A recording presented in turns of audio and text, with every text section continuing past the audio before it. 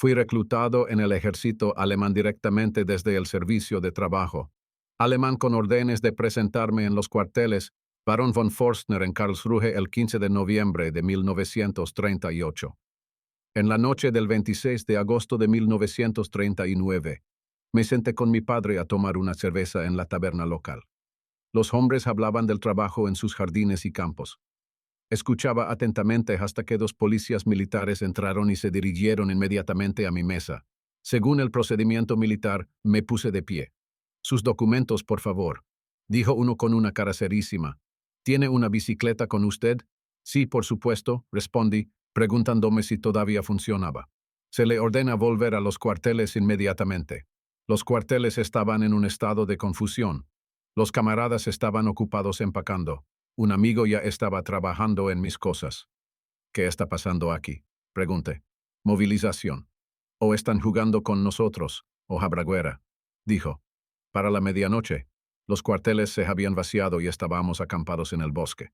Nuestras ametralladoras pesadas estaban montadas, listas para derribar aviones enemigos. La noche siguiente nos retiramos al muro occidental. El 1 de septiembre, supimos que la guerra había estallado ya que las tropas alemanas habían estado luchando en Polonia desde las 5 de esa mañana. Pero ¿dónde estábamos? El Rin fluía tranquilamente. Nada se movía, no se escuchaban disparos. Continuamos como si fuera un ejercicio de entrenamiento.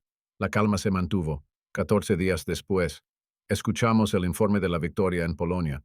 Luego nos sacaron de nuestros búnkeres y marchamos a Mulaker. Ali. Nos subieron a trenes y nos transportaron a la zona alrededor de Colonia y Düsseldorf. Nos alojamos en casas particulares y sobrevivimos al frío amargo en camas calientes. Descartamos la comida de la cocina de campo y comimos con los civiles que nos alojaron. Alrededor del mediodía del 9 de mayo de 1940, se nos ordenó empacar nuestras pertenencias, ya que no regresaríamos a nuestros alojamientos. En el alba temprano del 10 de mayo, cruzamos hacia Holanda. Disparamos unos cuantos tiros a una fortaleza inofensiva. Luego la infantería comenzó a correr.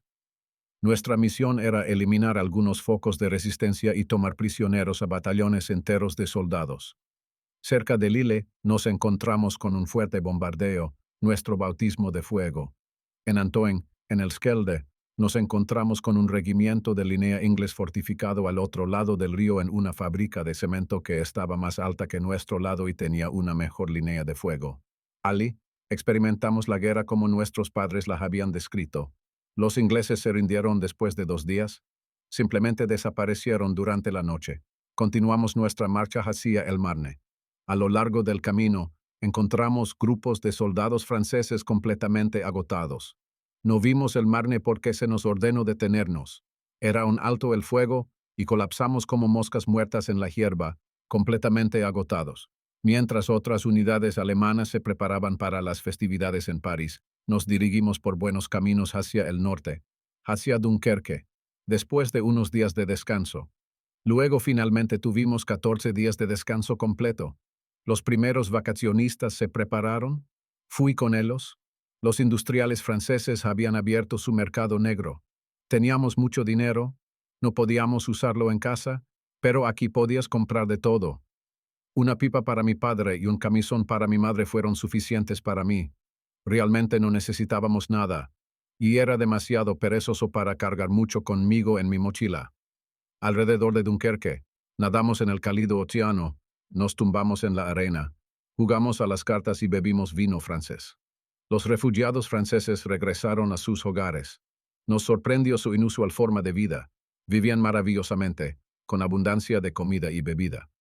Como fuerza ocupante, teníamos órdenes estrictas de no molestarlos. En todos los edificios colgaban letreros en francés y alemán que decían que cualquier persona encontrada culpable de saqueo o violación sería fusilada. El 18 de septiembre, mi cumpleaños, se abandonó la invasión planeada de Inglaterra. A partir de entonces, aviones alemanes de todo tipo tronaron día y noche a través del canal hacia Inglaterra. La batalla aérea había comenzado. El ejército alemán estaba inactivo. Nos retiramos 30 millas tierra adentro desde la costa y disfrutamos de un maravilloso invierno en la hermosa ciudad de Brujas. El Viernes Santo de 1941, la alarma sonó en la noche. Todo se cargó en trenes. Mi división se dirigió hacia el este, Cuando cruzamos la frontera de Holanda de vuelta a Alemania, nos detuvimos un momento en silencio, luego rodamos hacia Berlín.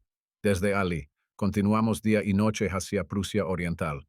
Nuestro viaje terminó en Johannesburg. Esa noche, descargamos y marcamos a los lagos Masurios en las cercanías de Suwalki.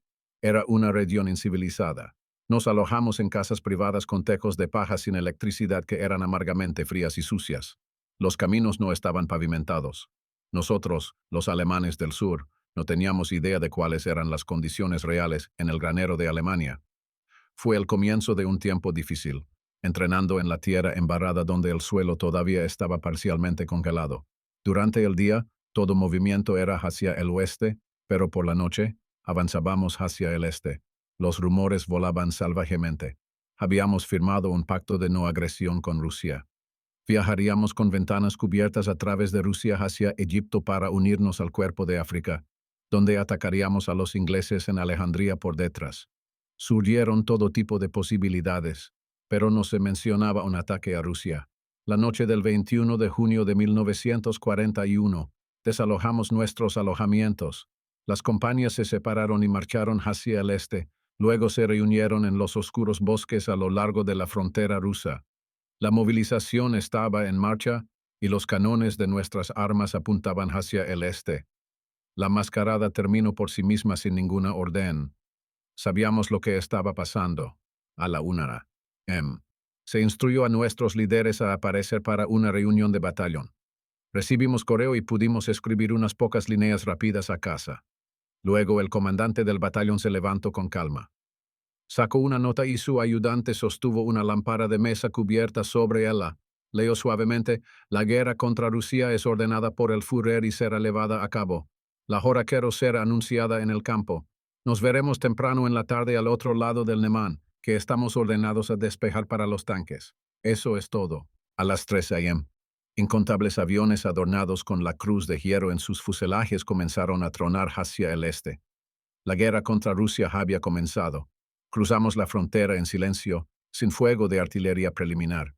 Solo tomó 10 minutos hasta que los primeros disparos rusos se dirigieron a nosotros. Poco después, cayeron las primeras bajas. Luego, la artillería alemana abrió fuego sobre los búnkeres de tierra en la distancia. En menos de una hora, habíamos superado la resistencia circundante usando armas portátiles. Luego vino un ataque por detrás. Todos pensaron que debíamos girar para eliminar la amenaza en nuestra retaguardia. En cambio, recibimos órdenes de empujar hacia el este para apoderarnos de Seenenge. Alcanzamos nuestro objetivo. Los tanques parecían rodar despiadadamente sobre la infantería rusa. En realidad, los rusos cedieron ante los tanques y luego nos contraatacaron por detrás. Esto no era Francia. Esta era una nueva táctica del Frente Oriental. Llegamos a la ciudad bombardeada de Lida. Los habitantes emergieron de sus chozas en ruinas, vestidos con harapos, saludándonos como liberadores. Incluso nos trajeron cerveza. Nuestra asignación estaba temporalmente completa. Por el momento, no había nuevas órdenes. Nos tumbamos y observamos en silencio a los desalinados residentes. Luego llegó nuestra cocina de campo. Teníamos sopa de guisantes con cerdo. De repente, estalló el caos. Los lugareños estaban hambrientos. Luego supimos que los rusos habían atacado nuestras cocinas de campo detrás de las líneas y habían matado a los cocineros. Esta era una guerra diferente. Ahora nos enfrentábamos a un enemigo formidable. Así comenzó el primer día de la tragedia que fue Rusia. El paisaje estaba lleno de muertos, heridos y rusos desmoralizados. No podíamos permitirnos ayudar a los prisioneros ni a los heridos de ninguna manera. Nuestras órdenes eran claras: presionar implacablemente hacia el este. Cuando cayó la noche, colapsamos en la hierba fresca de un bosque, a 20 millas más a la de Lida. Exhaustos, sucumbimos al sueño. Una terrible sed nos atormentaba a todos, pero los portadores de agua regresaron del pueblo más cercano con cubos vacíos. Los rusos en fuga habían envenenado los pozos. Un sargento y 8 más salieron a caballo. Alrededor de las 4 de la mañana, cuando el cielo comenzó a aclararse, 2 de los jinetes regresaron. La suerte estaba de nuestro lado. Habían encontrado una fuente de agua no contaminada. Y así continuó nuestro avance, día y noche, constantemente hacia el este. Hubo algunos escaramuzas menores, pero eventualmente llegamos a la ciudad de Orsha, devastada por bombas y tanques. Nos encontramos con batallones de prisioneros rusos siendo marchados hacia el oeste. No era necesario que un solo soldado alemán los escoltara. Continuamos avanzando hacia el este. Nuestro objetivo era Smolensk, la puerta de entrada a Moscú. Pero los rusos no abrieron la puerta. Cuando llegamos a 10 millas de la ciudad, finalmente nos vimos obligados a detenernos. Los sonidos de la batalla nos llegaban claramente. Los cazabombarderos y tanques estaban trabajando. Supimos que un general ruso llamado Timoshenko, que estaba rodeado por tanques alemanes y bajo ataque aéreo noche y día, no se rendiría. Mientras cavábamos nuestras trincheras para dormir y descansar, el transporte de municiones y provisiones continuó ininterrumpido. Los médicos examinaban y vendaban a los heridos leves. Habíamos perdido 7 hombres y 3 caballos en la marcha hacia Smolensk. Recibí un fragmento de granada en mi pulgar derecho. El estúpido vendaje blanco me obligó a esconder mi mano en el bolsillo del pantalón. 3 bombarderos de vuelo bajo se acercaron a nosotros desde el este. Nadie estaba preocupado ya que todos los considerábamos aviones alemanes. Con la excepción de un par de aviones de caza, no habíamos visto ningún avión ruso. De repente nos dimos cuenta de que las bombas que estaban lanzando eran para nosotros. Era demasiado tarde para hacer algo. Medio minuto después, vimos las terribles consecuencias. Nuestro comandante de compañía, soldados y caballos fueron asesinados por fragmentos de bomba, y varios resultaron heridos. Los médicos atendían a los heridos y otros llevaban a nuestros camaradas muertos. Los caballos muertos y los vehículos destruidos fueron retirados de los caminos por equipos de caballos, y la compañía se preparó para partir. Rendimos nuestros últimos respetos a los muertos con cruces de abedul en las que se colocaron sus cascos de acero.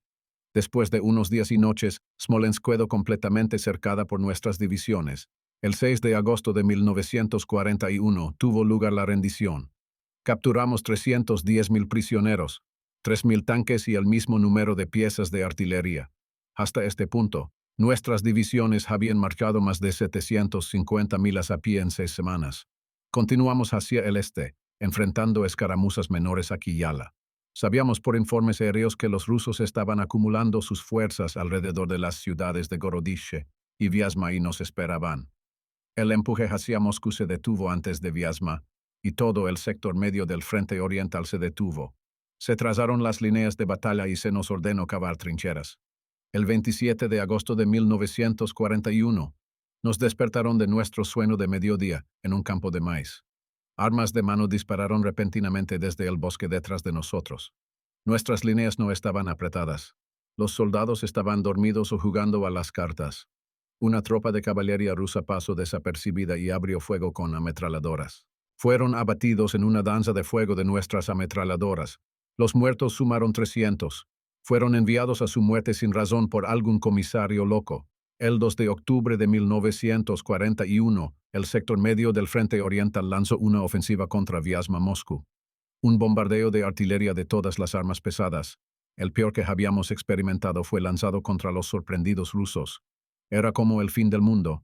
El sol era rojo sangre. En la quietud como de cementerio, la infantería alemana, temida desde la Primera Guerra Mundial, asaltó las posiciones rusas. Fue espantoso. Entre los muertos, hombres aún se movían que ya no tenían rostros humanos. Disparaban con sus armas y lanzaban granadas que explotaban inmediatamente, prendiendo fuego a nuestra ropa. Estos fueron llamados más tarde cócteles Molotov. Durante 7 días y noches, estuvimos casi continuamente en combate cercano con los tenaces rusos. Temprano en la mañana del 7º día, finalmente alcanzamos el borde del bosque. En el área de Volokolamsk el 14 de octubre, 2 balas gastadas de ametralladora rusa golpearon mi pierna izquierda inferior. Me vendaron cuidadosamente y me pusieron sobre un caballo ensillado. Cabalgué lo más rápido que pude hacia la estación de primeros auxilios principal. Allí me dieron papeles para enviar a casa. Pero tomó tiempo. En la estación de primeros auxilios principal en Vyazma, la primera ola de heridos había sido transportada, pero todavía había un gran número que no se podía mover, que mantenía ocupado al personal médico. Aquellos con heridas leves, como yo, tenían que conformarse con un vendaje fresco. Finalmente, el tercer día después de mi llegada, me llevaron a la mesa de operaciones. La sala de operaciones parecía una carnicería. Los médicos y los sanitarios trabajaban al borde del colapso, con mangas arremangadas, manos ensangrentadas y ropa manchada de sangre. Mientras que a unas pocas millas de distancia, la destrucción estaba en pleno apogeo. Un médico y un sanitario miraron mi pierna casi con humor. Estaba hinchada desde el tobillo hasta la rodilla y de color rojo marrón, pero aún no negro. El médico sondeó los dos orificios de bala, pero no pudo llegar a los huesos. El sargento debe ser enviado a Smolensk. No tenemos equipo de rayos X aquí, dijo. 2 prisioneros rusos me llevaron a una tienda fría, y yo estaba muy satisfecho.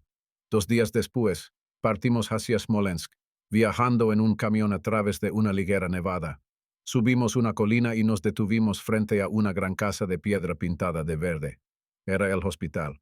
Según las condiciones rusas, era bastante cómodo, pero naturalmente estaba sobrecargado. Un médico estaba presente cuando me cambiaron el vendaje. La herida había acumulado pus. También sondeó alrededor. Dado que no había orificios de salida, me dieron un pequeño narcótico y cuando volví en mí, me mostraron las 2 balas. Las puntas estaban danadas, pero habían venido de muy lejos y habían perdido la mayor parte de su poder. El médico dijo, estas cosas solo golpearon tus huesos, por lo que hay muchos pequeños esquilas en tu carne.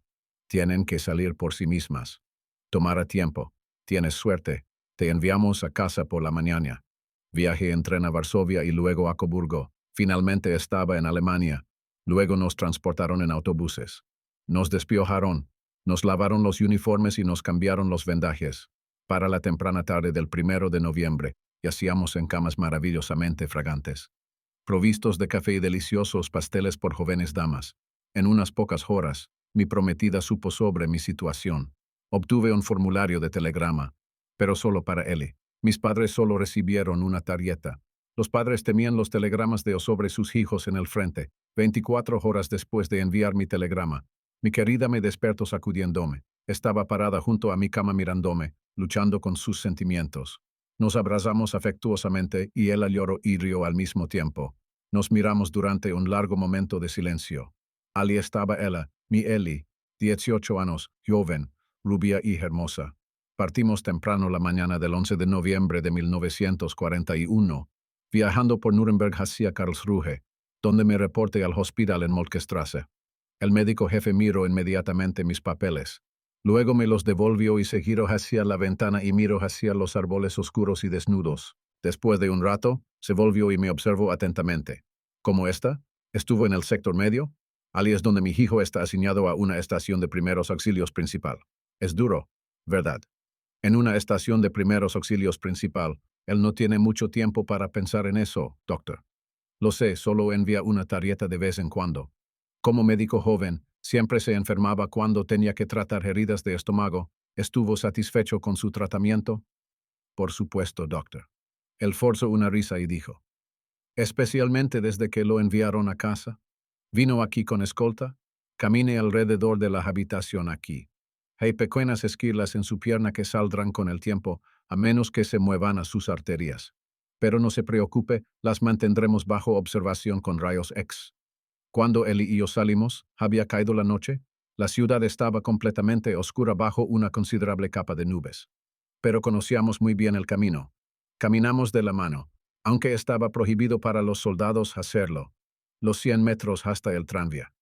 Para mi sorpresa, el carro estaba lleno, pero había suficientes asientos para los soldados heridos. El tranvía se detuvo. Habíamos llegado a la calle donde vivían los padres de Eli en la parte sur de la ciudad.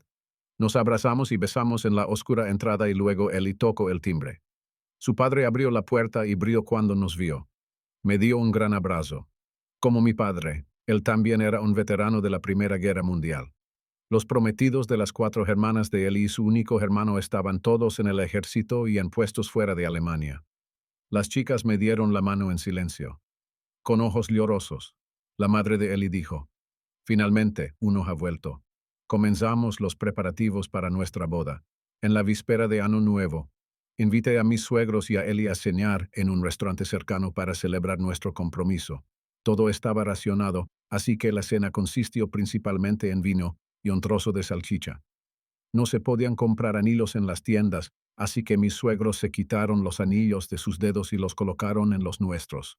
Fue un gesto inusualmente generoso. Se casaron poco antes de que comenzara la Primera Guerra Mundial. Ciertamente era un buen amuleto de la suerte. Era el segundo en llevar el anillo a través de los campos de batalla de Europa y regresar a casa. Planeamos casarnos a mediados de mayo. Mientras tanto, hice mi deber asignado con la compañía de reemplazo 109, donde se utilizaban soldados experimentados heridos o enfermos del frente para entrenar a nuevos reclutas. Era un deber como en tiempos de paz. Tenía horas de servicio como cualquier civil normalmente empleado. Con nuestros planes de casarnos a mediados de mayo, estaba seguro de que nada sucedería antes de entonces. Sin embargo, temprano en la mañana del 28 de abril de 1942, el sargento de guardia me despertó con órdenes de presentarme en la oficina del secretario lo antes posible. Allí me recibió el sargento mayor. Debe ir inmediatamente al intendente para que le entreguen ropa y equipo para ir al campo. Después, arregle con su novia para encontrarse en la oficina de la ciudad al mediodía. No necesita asistir al pase de lista. Después de la boda, debe regresar al cuartel para marchar con los demás a la estación de tren. El tren sale para un destino desconocido a las 2 p.m. ¿Entendido? Poco antes de las 10, toqué el timbre de Ellie. Ella estaba irritada de que la visitara durante horas de servicio. Solo pude decir, «¿Está listo tu vestido azul? Nos casamos hoy al mediodía». La gente se adaptó a la guerra. Ellie me miró confundida y solo dijo, «Y tú debes irte». No lloró, pero estaba tan pálida que temí que se desmayara. Su madre nos dejó solos en la cocina. Nos abrazamos. Nuestros besos no podían guardarse para más tarde. Luego tuve que irme y dije, «Esté en el ayuntamiento con tiempo de sobra, no olvide los papeles. ¿Dónde está papá? En los viñedos, ¿tiene el día libre? ¿Cuándo sale tu tren?» «A las 2 de la vía 8. Por favor, ven sola». En el cuartel, todos estaban ocupados empacando. Informé al sargento mayor que mi novia había sido informada sobre nuestra boda. Iba a comer algo y luego viajar al ayuntamiento. Él dijo, «Está bien, Horner. Esté aquí puntualmente a la 1:10 p.m. para la marcha a la estación». Solo Ellie, su madre y su hermana Erna estaban en el ayuntamiento. Los demás todavía estaban trabajando, sin saber sobre la ceremonia. No pude contactar a mis padres. No tenían teléfono. Internamente, sentía una miserable ira. Exteriormente, no podía dejar que nadie lo notara. El funcionario de la ciudad nos llamó al altar y de repente todo fue festivo. En lugar de recibir una Biblia como en días anteriores, el funcionario de la ciudad nos entregó una copia del Mein Kampf de Hitler. Ahora Ellie y yo éramos una pareja. Solo el duro golpe de los tacones de mis botas aún resonaba en la escalera de piedra mientras nos abrazábamos con caras de máscara en la calle. Solo quería ver a Ellie en la estación de tren. En la vía 8 estaban chicas, esposas e incluso algunos niños. Pero no tenían sonrisas en sus rostros. Adiós es una palabra tan horrible. Mi esposa también estaba allí. En toda la confusión parecía tan solitaria y sola junto al tren con sus puertas abiertas. Pero su rostro brillaba al decirme que estaba embarazada. Estaba feliz de que ella tuviera una familia grande y buena en casa y que estaría bien cuidada. Sería una buena madre para nuestra descendencia. Nos abrazamos sin palabras. Todo lo que era humanamente posible había sido dicho. Silenciosamente, pero claramente. Sentí en mi corazón palpitante que la volvería a ver. Exactamente a las 2 p.m. El tren salió de la estación. Temprano a la mañana siguiente llegamos a Berlín, donde el tren se detuvo en la estación Friedrichstraße. Tuvimos que bajar. Un pequeño comité nos estaba esperando. Nos subimos a autobuses del ejército y nos llevaron a un hotel del ejército. Nos dieron desayuno, y luego un capitán nos habló. «Hombres de Baden, Hessen y Eifel, les doy la bienvenida a la capital de Alemania, Berlín. Serán nuestros huéspedes en la ciudad durante 3 días. Se alojarán aquí y serán atendidos. Les mostraremos los lugares de interés en la ciudad. Durante 3 días visitamos museos, iglesias, castillos y monumentos. Luego nos llevaron a la estación de tren y continuamos hacia el este a través de Frankfurt oder hasta Radom. Allí recibimos entrenamiento de liderazgo. Nos trataron como reclutas la primera semana. La segunda semana trabajamos duro, aprendiendo más sobre el uso y cuidado de las armas de mano. La tercera semana comenzamos temprano en la mañana con una carrera de 3 millas a través del bosque, luego desayuno y entrenamiento con máscaras de gas en una cámara de gas.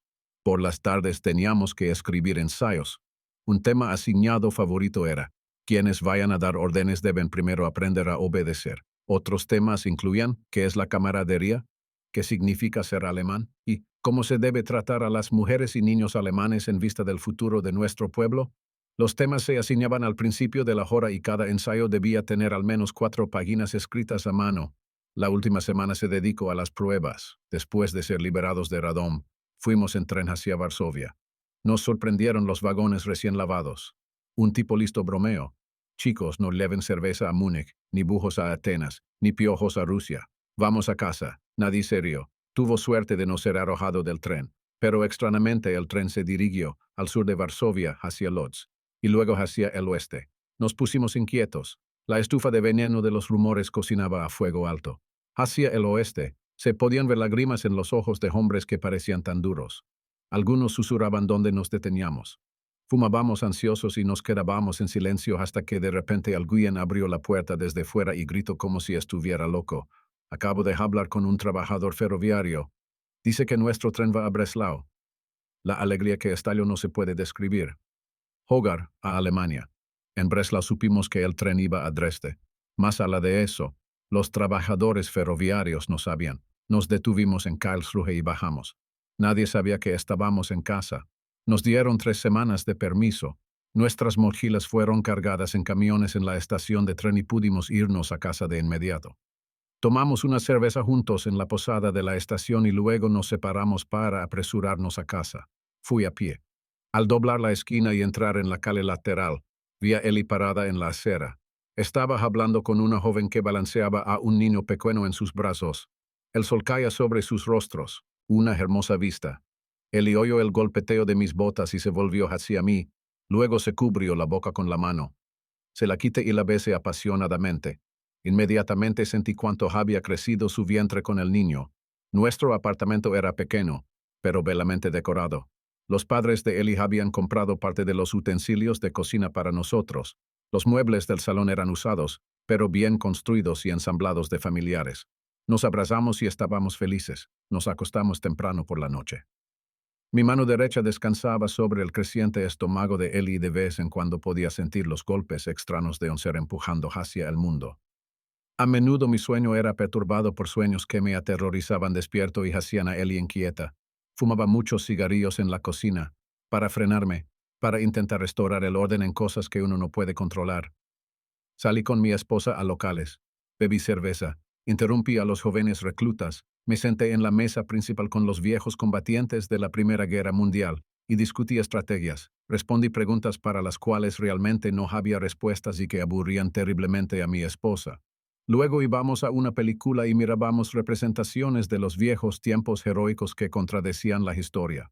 Veíamos los noticieros que mostraban fuego de artillería de algún sector del frente, tomados bien detrás de las líneas de batalla, ya que las granadas enemigas podrían destruir una cámara. Después de que terminó mi permiso, fui asignado a tareas de entrenamiento para la compañía de reemplazo 109 ubicada en la Kaiserallee, justo en el medio de la ciudad. Podía ir a casa a almorzar. Fue un tiempo maravilloso, pero llegó rápidamente a su fin. Después de una difícil despedida en la estación de tren, nos dirigimos hacia el este. El regimiento de campo 109 necesitaba reemplazos rápidamente, después de un viaje en tren a través de la maldita Rusia que parecía no tener fin. Nos detuvimos en Gzhatsk. Se nos instruyó que debíamos bajar rápidamente y acostarnos bajo los vagones. Los bombarderos cazas rusos nos recibieron con bombas y ametralladoras, pero nuestra artillería antiaérea estaba bien colocada. No tuvimos ni un solo hombre herido. El frente yacía unos 15 millas al noreste. La marcha nos hizo bien. Alrededor de las 4 de la tarde estábamos en el cuartel general del regimiento. Apenas había caras conocidas. Me asignaron a la compañía de ametralladoras cuarta. Mi líder de compañía era Paul Nagel, a quien conocía desde 1938. Después de una breve charla privada, me envió con un mensajero a mi posición. Allí solo encontré 4 lanzagranadas. 2 de ellos eran rusos. No había ninguno del viejo grupo entre los jóvenes. Todos estaban contentos de que yo tuviera experiencia en el frente. Las armas de los hombres estaban bien cuidadas. La manera en que llevaban a cabo sus asignaciones con los lanzadores era excelente. Cada uno sabía qué hacer. Un ejercicio con los lanzadores indicó que los hombres estaban en orden. Estaba muy satisfecho y los dejé en paz. Era el comienzo de septiembre de 1942, un día inquieto pero soleado. Tenía que prestar atención continuamente a los rusos en el bosque a través de mis binoculares. No se veía ninguno, pero nos atacaron más fuerte de lo habitual con sus armas impredecibles. Se podía oír cuando disparaban y cuando golpeaban aleatoriamente en nuestro bosque. A las 7 de la tarde me relevaron. Me dolían las piernas de estar de pie en el hoyo y me acosté en mi cama. Había salchicha dura en mi mesa para cenar. Pero no tenía hambre y ni siquiera sed. Dormité algo inquieto. Al despertar, me di cuenta de que no había probado los lanzagranadas. Hablé con los centinelas y miré alrededor del área. Luego empecé a ir desde la posición de tiro hacia el búnker. En ese momento, una granada aterrizó a unos 10 pasos de distancia. Escuché el fragmento golpear un árbol, luego sentí el golpe por encima de mi cinturón, en el lado izquierdo de mi estómago. No era especialmente malo, pero el miedo me llevó al búnker con piernas temblorosas. Me senté con cuidado en el banco, me quité el cinturón y noté que tenía un desgarrón deshilachado en el borde superior como si hubiera sido cortado con una sierra mala. Cuando abrí mi blusa de campo, el guardia miró desde la puerta. Vio la camisa ensangrentada e inmediatamente llamó a pedir ayuda. Mantuve mi vendaje en la herida. El médico dijo, deja que la sangre fluya libremente. Eso limpiará la herida. ¿Te gustaría acostarte en la cama o es más soportable sentarte? Permanecí sentado. Cada movimiento dolía. La esquila estaba atascada en algún lugar en el interior. Cuando llegó el doctor, preguntó inmediatamente cuándo había comido o bebido algo por última vez. Nada desde el mediodía. Mi cena aún estaba Ali. Obviamente estaba contento y dijo, tuviste suerte. Luego tomó algo de alcohol de una botella. Limpió el agujero de sangre e intentó encontrar la esquirla con una sonda. Luego dio instrucciones para que me transportaran. Un disparo en el abdomen, la herida más temida entre todos los soldados del frente. Apenas sentía nada, estaba en trance muchas millas al oeste donde quizás mi esposa estaba dando a luz a nuestro hijo. En algún momento me debí haber quedado dormido. El vagón se detuvo en algún lugar. Escuché voces. El cuerpo extraño en mi estómago se hacía dolorosamente conocido con cada movimiento. Mientras tanto, un hombre subió y tomó mi temperatura. No hice preguntas y él no dijo nada. Llegué a Smolensk el 14 de septiembre. La esquirla estaba en mi intestino, tal como había supuesto el médico de campo. Me confundí mucho con todo, la medicación, narcóticos, operación, la preocupación por el nacimiento de nuestro hijo, los rumores sobre actividades de partisanos detrás del frente, la pregunta sobre la seguridad de la línea ferroviaria. Fui enviado al Hospital de Reserva Zichenau, en Alemania, el 10 de octubre de 1942. A finales de octubre, fui asignado a una compañía de recuperación en Karlsruhe y recibí permiso. Vi a mi hijo Gunther, quien nació el 15 de septiembre, por primera vez. Es imposible describir mis sentimientos. En una palabra, éramos felices. Después de mi recuperación, fui asignado a la cuarta compañía de reemplazo, Regimiento 109, en Estrasburgo. Una vez más entré en reclutas. Tenía una bonita habitación individual y había un excelente cocinero en la cantina. Más tarde encontré una habitación para mi esposa e hijo en la ciudad. Fue un tiempo maravilloso. Nuestro Gunther creció en fuerza, era saludable y activo. Todas las tardes salíamos a caminar. Como soldado, no se me permitía empujar el cochecito de bebé, pero Eli era una madre orgullosa. En casa, Eli pensaba en la Navidad y trabajaba para tejer un nuevo suéter mientras yo jugaba con nuestro pequeño en el suelo hasta la hora de acostarse. Luego la Navidad y luego el Año Nuevo. No podías evitar notar que todos estaban tristes. Los hombres estaban ausentes. No había amigos. El sexto ejército alemán estaba atrapado en una lucha dudosa en Stalingrado. Toda la población alemana estaba severamente conmocionada. Una mirada al mapa permitiría a cualquiera ver la peligrosa situación a lo largo de todo el frente sureste, donde nuestras tropas, en su empuje para capturar la fuente del petróleo de Rusia en Bakú, corrían el riesgo de ser cortadas por el enemigo. Sin embargo, los líderes en el cuartel general del Führer siempre mantenían que los rusos no tenían nada más, que estaban al final de su fuerza. Luego, como a tantas otras familias alemanas antes que nosotros, nos golpeó la tragedia. Mi hermano honrado y admirado, August Horner, murió en combate a bordo de su submarino. Stalingrado fue reducido a ruinas. Los rusos ganaron. 300.000 alemanes fueron consumidos por la inmensidad de Rusia. El ataque a Stalingrado, una ciudad industrial en el Volga, a unas 560 millas al sureste de Moscú, fue significativo. Originalmente conocida como Volgogrado, la ciudad fue renombrada Stalingrado en 1925 en honor a Joseph Stalin debido a su papel en la ciudad durante la Revolución Rusa. Con Stalin dirigiendo la defensa rusa contra las tropas de Hitler, Stalingrado se convirtió en importante no solo como un centro industrial y una puerta de entrada a las regiones del Volga y el Cáucaso, sino también como un objetivo simbólico para las fuerzas alemanas. A pesar del consejo de sus generales de que era imposible conquistar simultáneamente los campos petrolíferos del Cáucaso y Stalingrado, Hitler insistió en que la batalla continuara. Las tropas alemanas comenzaron su asalto a la ciudad el 20 de agosto de 1942, después de un periodo de intensos bombardeos aéreos. Para el 13 de septiembre, los alemanes estaban en las afueras de Stalingrado, donde cada yarda que avanzaban la tomaban con gran dificultad. El 19 de noviembre, los soviéticos comenzaron una contraofensiva exitosa diseñada para cercar aproximadamente a 300.000 soldados alemanes del Sexto Ejército con un movimiento de tenaza en el flanco alemán. Completamente rodeado, el comandante del Sexto Ejército, el general Friedrich Paulus, solicitó permiso para romper las líneas rusas hacia el suroeste, pero Hitler ordenó a Paulus mantener su posición a toda costa y prometió que se emprendería un esfuerzo de socorro. El esfuerzo de socorro fracasó, sin alimentos adecuados, ropa, munición y gasolina, y con la intensa presión de las tropas rusas reforzadas. Paulus se rindió con el Sexto Ejército alemán el 2 de febrero de 1943. De los 280.000 alemanes inicialmente en Stalingrado, 147.000 fueron asesinados, 90.000 tomados prisioneros y 40.000 evacuados, la mayoría gravemente heridos. Solo unos pocos miles de los capturados en Stalingrado regresaron a Alemania después de la guerra. Entre ellos estaba el general Paulus, quien, como prisionero de guerra, condenó públicamente a Hitler y al nazismo.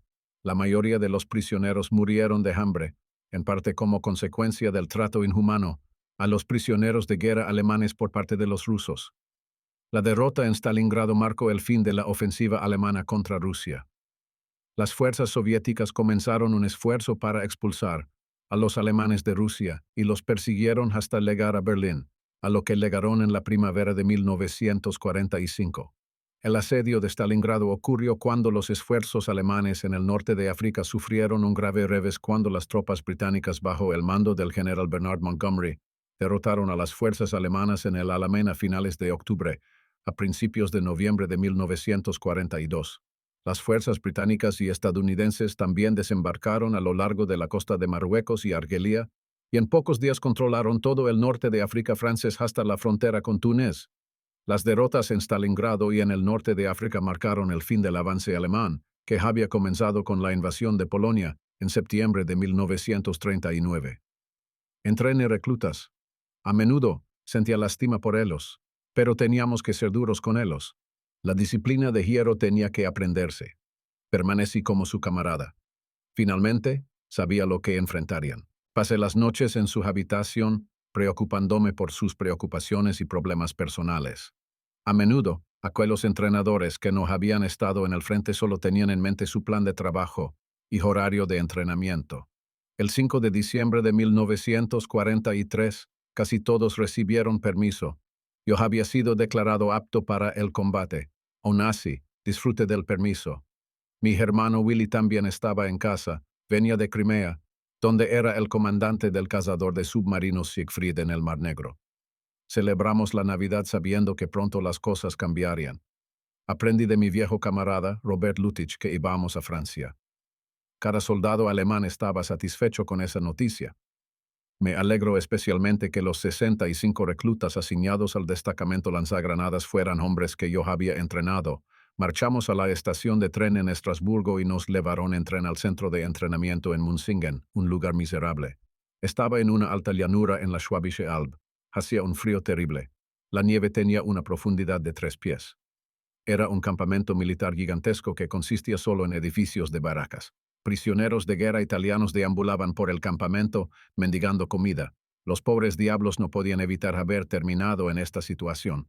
Nos alimentaban principalmente con guisos y sopas, y no podíamos meter nada de eso en nuestros bolsillos para ayudarlos. Había mucho pan, así que tenían que conformarse con eso. el 6 de enero de 1944. Comenzamos nuestro entrenamiento. Nuestros jóvenes reclutas habían sido soldados por solo 9 semanas. Habían estado en el servicio de trabajo, en las juventudes hitlerianas, y estaban completamente adaptados a la guerra. Era muy fácil trabajar con ellos, incluso cuando los cargábamos con las armas más pesadas. Todavía se reían y cantaban con voz plena mientras marchábamos. Es tan maravilloso ser un soldado. Aprendí de Lutich que solo estaríamos en Munsingen por un corto tiempo.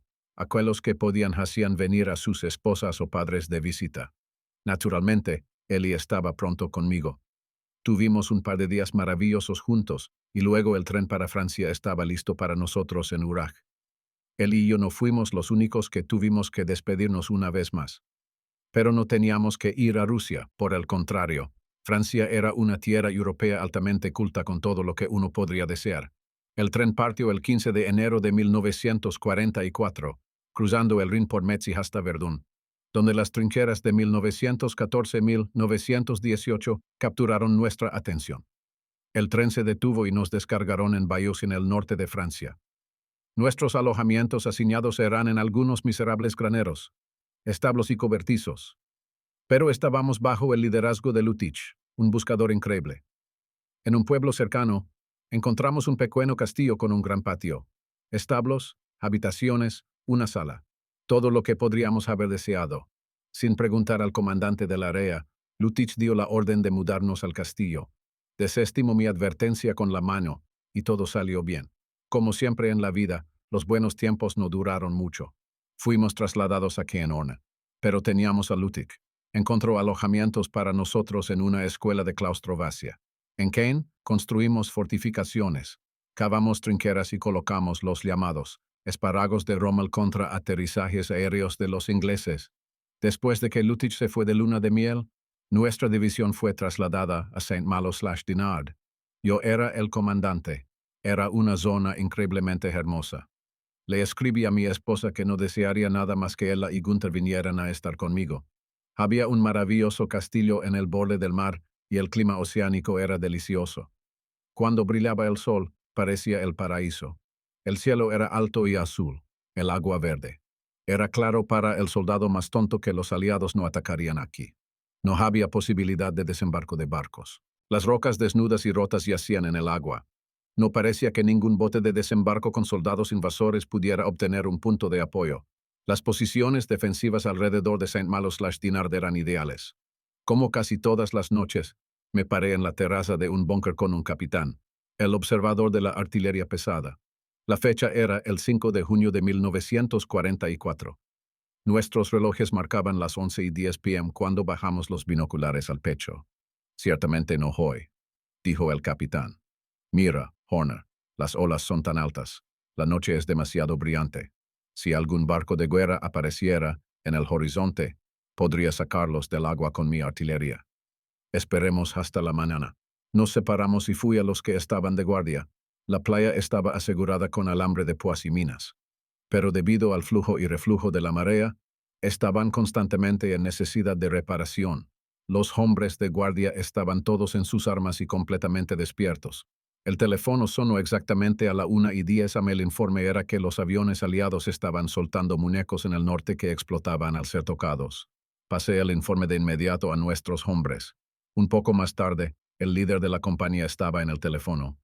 Dijo bastante emocionado: Horner, activa la alerta de batalla inmediatamente, una alerta de batalla completa, e informa cuando se haya llevado a cabo. Aún no sé si será grave. Hay algo inusual sucediendo, Ali.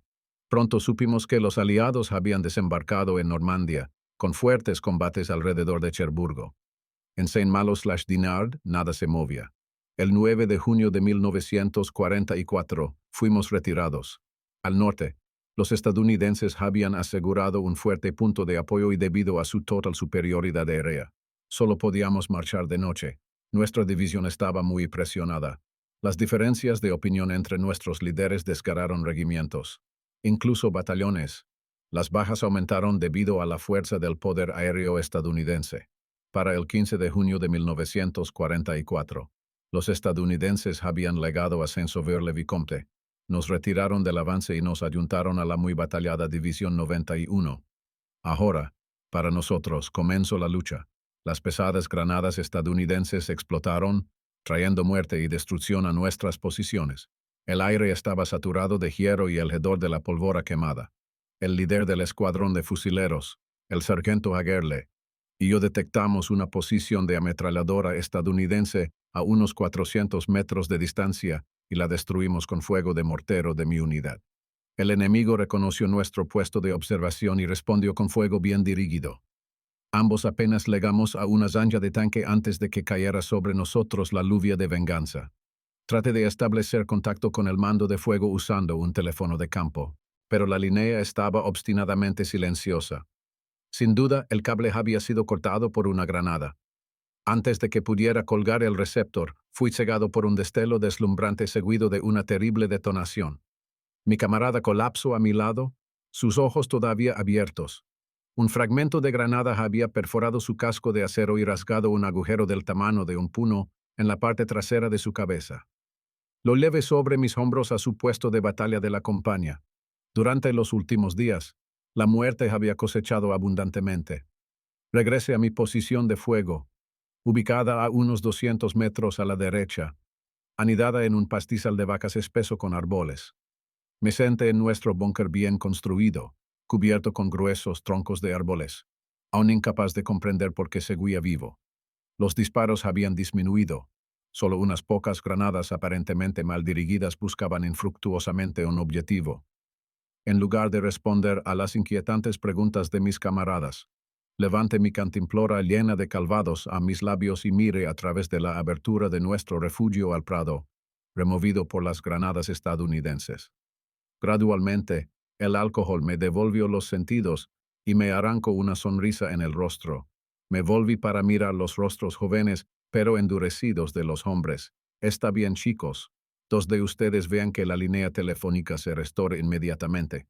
Iré al puesto de observación B. Mantengan el receptor listo y prepárense para la acción. Rápidamente me levanté y salí del búnker, sin notar las miradas aliviadas de mis camaradas, algo confundido y ligeramente aturdido por el alcohol. Llegué al puesto de observación en el centro de la línea de defensa del batallón. Mecánicamente, removí la tierra caída del agujero de Zorro.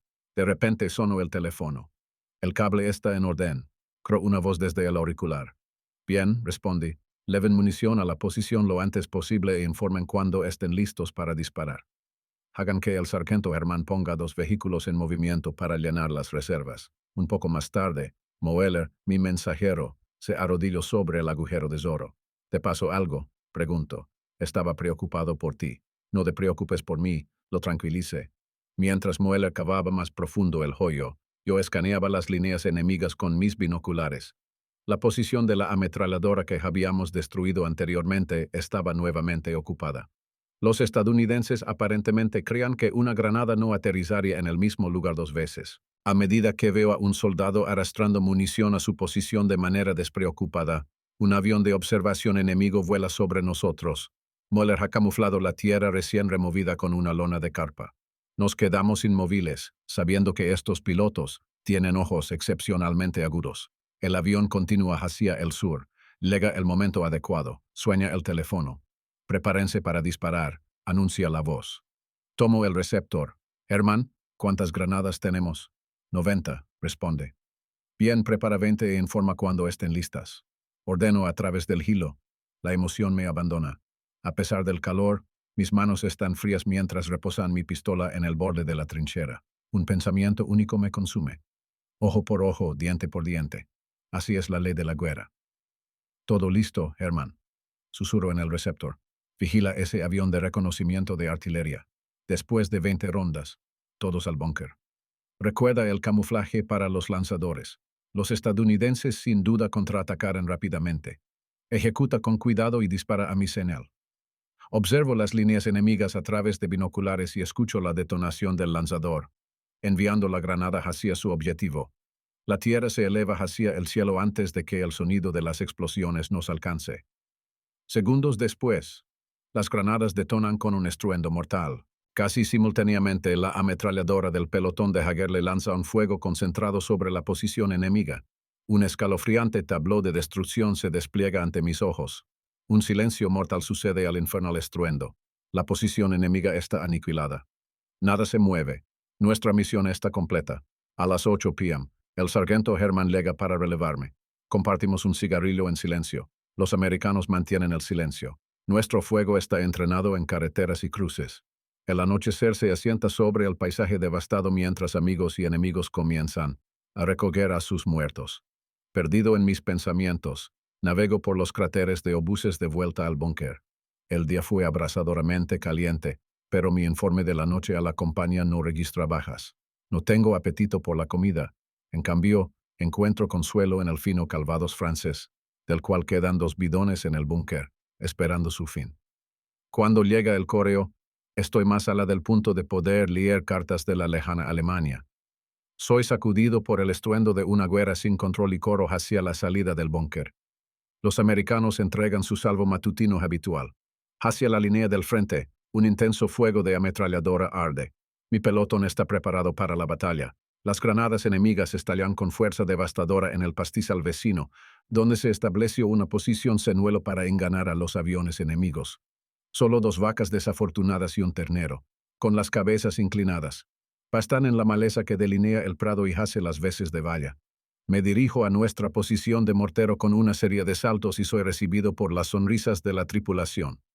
«Terminaste con tu sueño de belleza, sargento», bromea el jefe de la tripulación. «¿Cómo pueden ustedes, ruiseñores, dormir con todo este alboroto?», respondo bruscamente. «Son las 9 y me entero de que el bombardeo americano comenzó a las 7:20 am. ¿Por qué no me despertaron?», pregunto. «Germán no lo permitiría. Tuviste un día difícil ayer y necesitabas descansar», dice el jefe de la tripulación sonriendo.